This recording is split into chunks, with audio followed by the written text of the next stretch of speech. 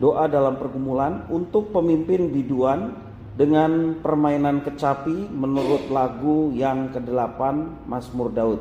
Ya Tuhan, janganlah menghukum aku dalam murka-Mu, dan janganlah menghajar aku dalam kepanasan amarah-Mu. Kasihanilah aku Tuhan, sebab aku merana, sembuhkanlah aku Tuhan, sebab tulang-tulangku gemetar. Dan aku sangat terkejut, tetapi Engkau Tuhan, berapa lama lagi? Kembalilah pula Tuhan, luputkanlah jiwaku, selamatkanlah aku oleh karena kasih setiamu.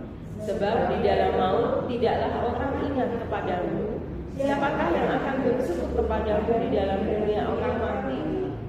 Lesu aku karena mengeluh, setiap malam aku mengenangi tempat tidurku.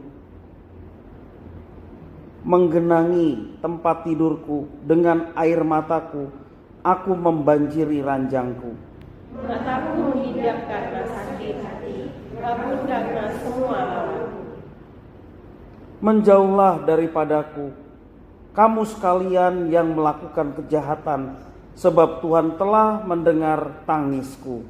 Tuhan telah mendengar permohonanku, Tuhan menerima doaku. Bersama, semua musuhku mendapat malu dan sangat terkejut, mereka mundur dan mendapat malu dalam sekejap mata. Dalam Mazmur yang ke-6 ini kita belajar dari pemazmur bahwa kekuatan orang percaya adalah Tuhan saja. Memang ketika kita menghadapi kesulitan, menghadapi persoalan, ya, kalau kita lari dari persoalan itu, toh persoalan itu tetap ada. Kita mengupayakannya sendiri, maka kita menjadi lelah karenanya. Tetapi ketika kita mengandalkan Tuhan, bersama dengan Tuhan kita menjadi kuat. Maka kekuatan itulah yang membuat kita diberkati Tuhan dengan kreativitas, dengan semangat, sehingga persoalan itu kita dapat menanggungnya karena pertolongan Tuhan. Pergumulan seringkali membuat kita merana, juga membuat orang menjadi lemah rohaninya, tidak sedikit menjadi takut dan tidak berdaya.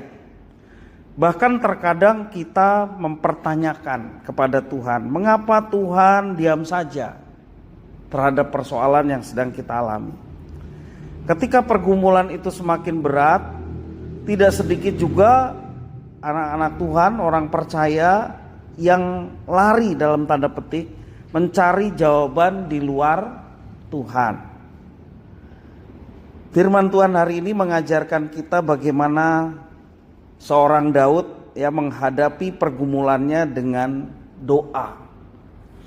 Doa itu bukan sekedar kita mengucapkan kata-kata kepada Tuhan, tetapi berdoa itu artinya kita menyerahkan segala apa yang kita alami kepada Tuhan dan bergantung kepada Tuhan dengan satu keyakinan bahwa Tuhan itu maha kuasa. Dia selalu mendengar setiap keluh kesah anak-anaknya. Dengan iman seperti itu kita meyakini bahwa Tuhan turut campur secara supranatural. Dia akan bekerja menurut kuasanya, dan tentunya firman Tuhan bolak-balik memberikan penjelasan kalau Tuhan bertindak, pasti kebaikan itulah yang akan dinyatakannya. Sekali lagi dalam Mazmur ini Daud mengungkapkan isi hatinya kepada Tuhan, meminta belas kasihan Tuhan, dan bertanya kepada Tuhan berapa lama lagi dia harus merana dan menderita. Belum lama kita belajar kitab Ayub, sama ya, baik Ayub, Daud juga mengalami hal yang demikian. Dia sudah dekat dengan Tuhan, tetapi kok persoalan itu tetap ada, bahkan belum terselesaikan, satu masih ada, bukan selesai dulu baru ada yang lain, ditambah persoalan yang lain. Kemudian pemazmur juga mengatakan bahwa seolah-olah Allah diam gitu ya. Tetapi pertanyaan itu adalah pertanyaan sebuah pergumulan. Berapa lama lagi dia mengalami penderitaan, dan kiranya Tuhan yang akan mendengar setiap pergumulannya. Sepanjang hidup Daud berkali-kali berhadapan dengan bahaya, ancaman, dan pergumulan. Ketika Daud mengembalakan ternak pun ancaman binatang buas selalu mengintai. Belum lagi pergumulannya dikejar-kejar oleh Raja Saul yang ingin membunuhnya, dan pergumulan-pergumulan lainnya yang dialami oleh Daud. Jadi satu pergumulan belum selesai, sudah ada tambahan yang lain. Setiap malam ia meratap dan menggenangi tempat tidurnya dengan air mata. Itu gambaran betapa beratnya pergumulan yang dihadapinya, sampai tempat tidurnya itu digenangi oleh air mata. Ya. Nah, Tuhan kiranya meluputkan dan menyelamatkan Daud dari bahaya maut yang mengancamnya. Itulah penyerahan Daud kepada Tuhan. 3 poin penting yang dapat dipelajari dari seorang Daud. Yang pertama, berseru dan datang kepada Tuhan. Ini apa maksudnya? Doa. Ya. Seberat apapun pergumulan dan permasalahan kita, hanya di dalam Tuhan kita mendapatkan kelegaan, mendapatkan kekuatan. Kalau dalam 1 Korintus 10 ayat 13, pencobaan yang kita alami, kata firman Tuhan apa? Biasa. Ya. Yang dapat dilakukan oleh umatnya. Dan apabila dia merasa berat, Tuhan akan datang memberikan pertolongan sehingga kita dapat menanggung setiap persoalan. Jadi persoalan itu bukan melulu karena dosa ya, tetapi persoalan itu juga cara Tuhan untuk mendewasakan iman kita. Apakah kalau kita beriman pada Tuhan kondisinya lancar-lancar saja baru beriman, tapi kalau kita dalam kondisi pergumulan, persoalan yang belum terselesaikan, apakah kita juga tetap beriman dan percaya kepada Tuhan? Nah, itu yang perlu dipertanyakan, dan Tuhan izinkan semua itu supaya kita betul-betul mengandalkan Tuhan. Tuhan tidak menjanjikan bahwa hidup selalu mulus, selalu aman, tanpa masalah dan tanpa pergumulan. Namun Tuhan berjanji tidak akan membiarkan umat yang dikasihinya dicobai melebihi kekuatannya. Dan apabila ia dicobai, Tuhan akan memberikan pertolongan sehingga dia mendapatkan jalan keluar. Dari Daud kita belajar selain berseru datang pada Tuhan dalam setiap pergumulan, yang kedua merendahkan diri, meminta belas kasihan dan pengampunan dari Tuhan. Ya, jadi bukan saja dia berdoa, berseru dan datang pada Tuhan, tetapi dia juga meminta belas kasihan dan pengampunan dari Tuhan. Itu artinya apa? Ada kesadaran dalam diri kita bahwa kita tidak luput dari dosa. Ya, kita minta ampun sama Tuhan.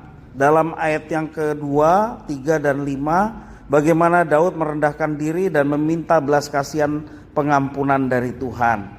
Pergumulan dan pencobaan dapat mengarahkan kita untuk mengevaluasi diri, mengintrospeksi atau refleksi, ya, merefleksikan diri kita, membentuk kita menjadi lebih baik dan menuntun kita lebih bergantung kepada Tuhan. Itu pembelajaran yang kedua dari Daud. Selain berdoa, berseru kepada Tuhan, minta belas kasihan dan pengampunan, dan yang terakhir percaya penuh kepada pertolongan Tuhan. Kalau masalah sedang melanda kita, kemudian seolah-olah belum ada jalan keluar, ada perasaan di mana Tuhan gitu ya. Tapi dengan iman kita meyakini, sama seperti tokoh-tokoh Alkitab, maka apa yang dipergumulkan tokoh-tokoh itu ditulis seperti Daud dalam syairnya ya, Mazmur 6 ini, dan juga kisah-kisah di dalam Alkitab tokoh-tokoh yang lain. Supaya kita pun yang membaca punya Tuhan yang sama, bergantung kepada Tuhan sepenuhnya, minta belas kasihan dan pengampunan. Demikian juga kita percaya bahwa Tuhan itu berkuasa dan memberi pertolongan tepat pada waktunya. Ya. Di dalam ayat 8 sampai 11, akhir dari doa Daud ini adalah dia mendapatkan kelegaan dan keyakinan akan pertolongan dari Tuhan, dan ini memberi kekuatan kepada Daud. Masalah pasti akan terus ada selama kita masih hidup di dunia. Apakah Bapak Ibu Saudara hari ini tidak ada masalah? Tidak ada masalah hari ini? Ada masalah ya, setiap kita tentu ada masalah. Ya. Masalah selalu ada selama kita masih menginjak bumi ini, selama jantung kita masih berdetak, artinya masih hidup di dunia. Berdasarkan firman Tuhan hari ini, mari kita hadapi masalah dan pergumulan bersama dengan Tuhan Allah kita. Andalkanlah Tuhan, maka kita akan menjadi kuat, kita menjadi optimis, ya. Kita menjadi semangat. Nah, ini penting ya dalam hidup kita. Kita kuat, optimis, dan semangat. Kalau hidup ini nggak ada semangat, tidak ada optimis, pengharapan, ya optimis itu bicara pengharapan. Wah, hidup ini loyo ya, susah ya. Tapi karena Tuhan yang memberikan pada kita, maka kita jadi kuat, optimis, dan semangat.